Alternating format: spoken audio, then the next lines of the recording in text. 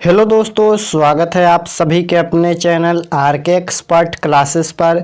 तो अभी के इस क्लास में हम लोग बात करने वाले हैं बिहार बोर्ड मैट्रिक एग्ज़ाम 2024 के लिए सोशल साइंस यानी सामाजिक विज्ञान के 12 सब्जेक्टिव क्वेश्चन अभी के इस क्लास में हम लोग देखने वाले हैं। यानी लघु उत्तरीय प्रश्न जो आप लोग को एग्जाम में 2 अंक में पूछा जाता है, वहीं यहाँ पर 12 भी ऑब्जेक्टिव क्वेश्चन लिया गया है जो कि 2 अंक में आप लोग को एग्जाम में पूछा जाएगा। 12 क्वेश्चन है। आप लोग से रिक्वेस्ट है कि प्लीज़ आप लोग क्लास में अंत तक बने रहिएगा। ये 12 बहुत ही महत्वपूर्ण क्वेश्चन है जो कि 2 अंक में आपको बोर्ड परीक्षा में आएगा। अगर आप लोग व्हाट्सएप ग्रुप में नहीं जुड़े हैं तो इस नंबर पर मैसेज कीजिएगा। तो चलिए हम बिना देर किए 12 सब्जेक्टिव क्वेश्चन को देख लेते हैं। अगर आप लोग चैनल पर नए होंगे तो चैनल को सब्सक्राइब कर लीजिएगा ताकि आने वाले नेक्स्ट क्लास आपके पास जरूर पहुंचे। देखिए पहला नंबर क्वेश्चन आपके स्क्रीन पर है। पहला नंबर क्वेश्चन है मेटरनिक कौन था, बताना है। यहाँ पर हिस्ट्री का क्वेश्चन है कि मेटरनिक कौन था। तो देखिए इसका उत्तर दिया गया है कि मेटरनिक ऑस्ट्रेलिया का एक चांसलर था जो एक घोर प्रतिक्रियावादी राजा था। क्या था? तो देखिए मेटरनिक ऑस्ट्रेलिया का एक चांसलर था। मेटरनिक ऑस्ट्रेलिया का एक चांसलर था जो एक घोर प्रतिक्रियावादी राजा था। इसका कहना था कि किसी राज्य में शासन तो करो लेकिन जनता की भलाई न करो। देखते हैं यहाँ पर जनता की भलाई मत करो, शासन तो करो लेकिन जनता की भलाई मत करो। यहाँ पर इसका कहना था कि किसी राज्य में शासन तो करो लेकिन जनता की भलाई न करो। बहुत ही सिंपल क्वेश्चन है, याद रखिएगा। मेटरनिक ऑस्ट्रेलिया का एक चांसलर था जो एक घोर प्रतिक्रियावादी राजा था। इसका कहना था कि किसी राज्य में शासन तो करो लेकिन जनता का भलाई मत करो। इसका कहना यही था। तो बहुत सिंपल क्वेश्चन है, आप लोग याद रखिएगा। नेक्स्ट क्वेश्चन 2 नंबर क्वेश्चन है सविनय अवज्ञा आंदोलन के क्या परिणाम हुए। ये क्वेश्चन देखिए 5 अंक में भी पूछे जा सकते हैं। हिस्ट्री का ही क्वेश्चन है। 5 अंक में नहीं पूछा जाता है। यहाँ पर जो दीर्घ उत्तरीय प्रश्न होता है वह 4 अंक में पूछा जाता है। तो ये क्वेश्चन हो सकता है कि 4 अंक में आपके परीक्षा में पूछा जाए। तो यहाँ पर चलिए इसका उत्तर देख लेते हैं। 2 अंक में पूछेगा तो पूछेगा, नहीं तो 4 अंक में एक क्वेश्चन पूछेगा। बहुत ही महत्वपूर्ण क्वेश्चन है। इसका उत्तर है यहाँ पर कि सविनय अवज्ञा आंदोलन के निम्नलिखित परिणाम हुए। यहाँ पर इसका उत्तर है कि सविनय अवज्ञा आंदोलन के निम्नलिखित परिणाम हुए। यहाँ पर पहला नंबर है कि इस आंदोलन ने राष्ट्रीय आंदोलन के सामाजिक आधार का विस्तार किया। इस आंदोलन ने राष्ट्रीय आंदोलन के सामाजिक आधार का विस्तार किया। 2 नंबर है इस आंदोलन ने समाज के विभिन्न वर्गों का राजनीतिकरण किया। और 3 नंबर है यहाँ पर कि इस आंदोलन में महिलाओं ने चढ़ बढ़ कर हिस्सा लिया। इस आंदोलन में यानी सविनय अवज्ञा आंदोलन में महिलाओं ने चढ़ बढ़ कर हिस्सा लिया। और 4 नंबर है कि इस आंदोलन के दौरान संगठन के नए तरीकों का इस्तेमाल हुआ जो कि पूर्व आंदोलन के अनुपस्थिति था, यानी पहले के आंदोलन में अनुपस्थिति था।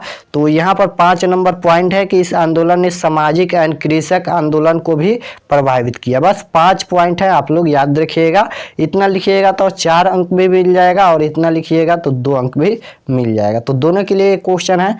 3 नंबर क्वेश्चन देखिए बहुत ही सिंपल क्वेश्चन है। जियोग्राफी यानी भूगोल का क्वेश्चन पूछा गया है। भारत में उगाए जाने वाले प्रमुख खाद्य एवं व्यावसायिक फसलों के नाम लिखिए। यहाँ पर भारत में उगाए जाने वाले प्रमुख खाद्य एवं व्यावसायिक फसलों के नाम लिखना है।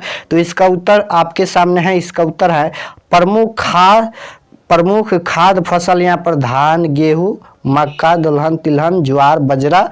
प्रमुख व्यावसायिक फसल गन्ना, चाय, कॉफी, गरम मसाले आदि होते हैं।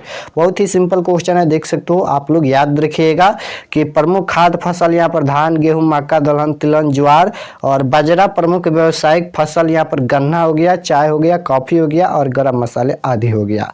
और नेक्स्ट 4 नंबर क्वेश्चन है बहुराष्ट्रीय कंपनी किसे कहते हैं। यहाँ पर बताना है कि बहुराष्ट्रीय कंपनी किसे कहते हैं। बहुत ही सिंपल ये भी क्वेश्चन है। तो इसका उत्तर कुछ इस प्रकार से है कि ऐसी कंपनियां जो किसी एक देश में स्थित मुख्यालय से अनेक देशों में उत्पादन और सेवाओं का नियंत्रण करती हैं और अरबों रुपयों की पूंजी वाली हो, बहुराष्ट्रीय कंपनियां कहलाती हैं। जैसे यहाँ पर नोकिया, पेप्सी इत्यादि इसके उदाहरण है। यानी यहाँ पर बहुराष्ट्रीय कंपनी का उदाहरण यहाँ पर नोकिया और यहाँ पर पेप्सी इत्यादि इसके उदाहरण है। चलिए एक बार और देखते हैं। ऐसी कंपनियां जो किसी एक देश में स्थित, ऐसी कंपनियां लिखिएगा आंसर में, ऐसी कंपनियां जो किसी एक देश में स्थित मुख्यालय से अनेक देशों में उत्पादन और सेवाओं का नियंत्रण करती हैं और अरबों रुपयों की पूंजी वाली हो और बहुराष्ट्रीय कंपनियां कहलाती हैं। नोकिया, पेप्सी इत्यादि इसके उदाहरण है। इतना लिखिएगा, 2 अंक आसानी से मिल जाएगा। चलिए नेक्स्ट क्वेश्चन 5 नंबर पूछा गया है। यहाँ पर मुद्रा किस प्रकार का विनिमय का कार्य करती हैं, बताना है यहाँ पर कि मुद्रा किस प्रकार का विनिमय का कार्य करती हैं। तो इसका उत्तर है कि मुद्रा पास में रहने वाले पर व्यक्ति कोई भी वस्तु अथवा सेवा को अपनी जरूरत के अनुसार मात्रा तय करके मुद्रा के बदले प्राप्त कर लेता है। इस प्रकार मुद्रा विनिमय के माध्यम के रूप में कार्य करती है। चलिए एक बार और इसका उत्तर देखते हैं। इसका उत्तर है कि मुद्रा पास में रहने वाले पर व्यक्ति कोई भी वस्तु अथवा सेवा को अपनी जरूरत के अनुसार मात्रा तय करके मुद्रा के बदले प्राप्त कर लेता है। इस प्रकार मुद्रा विनिमय के माध्यम के रूप में कार्य करती है। बहुत ही सिंपल है। मुद्रा पास में रहने वाली यानी पर व्यक्ति के पास इस वक्त मुद्रा होता है और कोई भी वस्तु अथवा सेवा को अपनी जरूरत के अनुसार मात्रा तय करके मुद्रा के बदले में प्राप्त कर लेता है। इस प्रकार मुद्रा विनिमय के माध्यम के रूप में कार्य करती है। बहुत ही सिंपल है। इतना लिखिएगा, 2 अंक मिल जाएगा।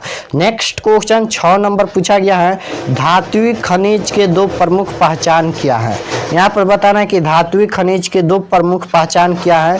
तो इसका उत्तर है कि धात्विक खनिज के 2 पहचान निम्नलिखित है। यहाँ पर 2 पहचान है।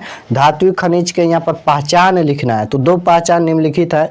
पहला है कि इनको गलाने पर धातु की प्राप्ति होती है। किसके ऑब्जेक्टिव में पूछेगा कि किसको गलाने पर धातु की प्राप्ति होती है, तो धात्विक खनिज को। और 2 नंबर है इसे पीट कर तार बनाए जा सकते हैं, यानी इसे पीट पाट कर तार बनाए जा सकते हैं। नेक्स्ट क्वेश्चन पूछा गया है। रबी फसलें क्या है, 4 उदाहरण दें। यहाँ पर रबी फसलें क्या है, 4 उदाहरण लिखना है।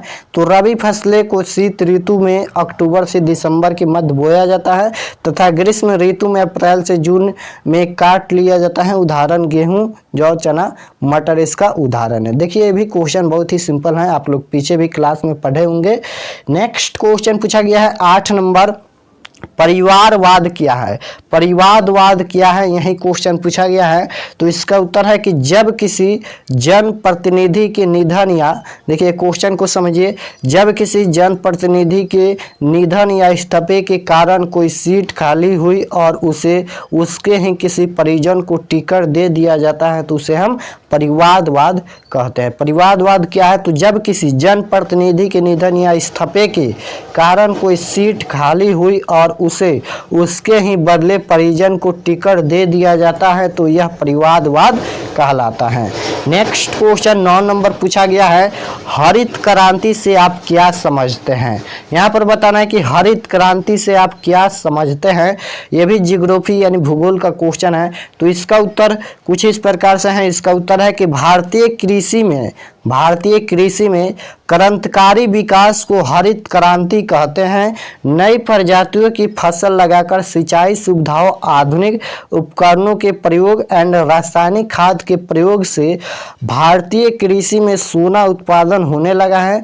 भारतीय कृषि अब सहारा नहीं बल्कि व्यवसाय बन गई है। कृषि में आई इस अमूल चूल उत्थान को हरित क्रांति के नाम से जाना जाता है। बहुत ही सिंपल है। 10 नंबर क्वेश्चन है। मिश्रित अर्थव्यवस्था किसे कहते हैं। यहाँ पर बताना है कि मिश्रित अर्थव्यवस्था किसे कहते हैं। तो चलिए इसका उत्तर देख लेते हैं कि मिश्रित अर्थव्यवस्था किसे कहते हैं। तो इसका उत्तर है कि जिस अर्थव्यवस्था में उत्पादन के साधनों पर सरकार और निजी व्यक्तियों दोनों का स्वामित्व होता है उसे मिश्रित अर्थव्यवस्था कहते हैं। इसका उत्तम उदाहरण यहाँ पर भारत है। देख सकते हो, इसका उत्तम यानी अच्छा उदाहरण यहाँ पर भारत है। चलिए एक बार और इसका उत्तर देखते हैं कि मिश्रित अर्थव्यवस्था किसे कहते हैं। तो जिस अर्थव्यवस्था में उत्पादन के साधनों पर सरकार और निजी व्यक्तियों दोनों का स्वामित्व होता है। जिस यहाँ पर देखिए जिस अर्थव्यवस्था में उत्पादन के साधनों पर सरकार और निजी व्यक्तियों यानी दोनों का स्वामित्व होता है उसे हम मिश्रित अर्थव्यवस्था कहते हैं। इसका उत्तम उदाहरण यहाँ पर भारत है, देख सकते हो। चलिए नेक्स्ट क्वेश्चन 11 नंबर क्वेश्चन है, मानव जनित आपदा क्या है। यहाँ पर बताना है, इसका उत्तर लिखना है कि मानव जनित आपदा क्या है। तो चलिए हम इसका उत्तर देख लेते हैं। बहुत ही सिंपल क्वेश्चन है। मानव यहाँ पर सबसे पहले तो आपदा प्रबंधन से भी क्वेश्चन 4 क्वेश्चन लघु उत्तरीय पूछा जाता है। आपदा प्रबंधन से दीर्घ उत्तरीय यानी 4 अंक वाला प्रश्न नहीं पूछा जाता है, बस 2 अंक वाला प्रश्न 4 पूछा जाता है, जिनमें से 2 का जवाब देना होता है। तो वही क्वेश्चन आपदा प्रबंधन से पूछा गया है, जो कि सोशल साइंस के अंतर्गत आता है। तो इसका उत्तर है यहाँ पर मानव जनित आपदा क्या है। तो इसका सिंपल फंडा है, यानी सिंपल बोले तो मानव जनित आपदा क्या है, तो जो मानव के द्वारा घटित होता है उसे हम मानव जनित आपदा कहते हैं। यानी इसका उत्तर भी देखिए लिखा गया है कि मानव जनित आपदा वह होता है जो मानव के क्रियाकल्पों के कारण होती है, जैसे परमाणु विस्फोट और यहाँ पर अग्नि दुर्घटनाएं, प्रदूषण आदि यहाँ पर इसका उदाहरण है। तो इतना लिखिएगा कि मानव जनित आपदा क्या है। तो मानव जनित आपदा वह है जो मानव की क्रियाकल्पों के कारण होती है, यानी मानव के द्वारा घटित होता है उसे हम मानव जनित आपदा कहते हैं। इसका उदाहरण देख सकते हो, परमाणु विस्फोट ये मानव के द्वारा होता है, यानी मानव करता है। अग्नि दुर्घटनाएं ये भी मानव के द्वारा घटित होता है। प्रदूषण ये भी मानव के द्वारा घटित होता है। और एक पूछेगा आपदा कितने प्रकार का होता है। सबसे पहले तो 2 प्रकार की आपदा होता है, एक मानव जनित आपदा और एक प्राकृतिक आपदा। अगर पूछेगा कि प्राकृतिक आपदा क्या है, तो प्राकृतिक आपदा वह होता है जो प्रकृति के द्वारा होता है, यानी जैसे बाढ़ हो गया, भूकंप हो गया, सुनामी हो गया, ये सभी प्राकृतिक आपदा है जो प्रकृति के रूप में घटित होता है। तो चलिए हम नेक्स्ट क्वेश्चन देख लेते हैं। 12 नंबर आज के लास्ट क्वेश्चन है। 12 नंबर क्वेश्चन है कि लैंगिक असमानता क्या है। यहाँ पर बताना है कि लैंगिक असमानता क्या है। तो इसका उत्तर है कि लिंग के आधार पर समाज में महिलाओं व पुरुषों में जो असमानता पाई जाती है उसे हम असमानता कहते हैं, लैंगिक असमानता कहते हैं। यह असमानता सामाजिक, आर्थिक, राजनीतिक व अन्य क्षेत्रों में पाई जाती हैं।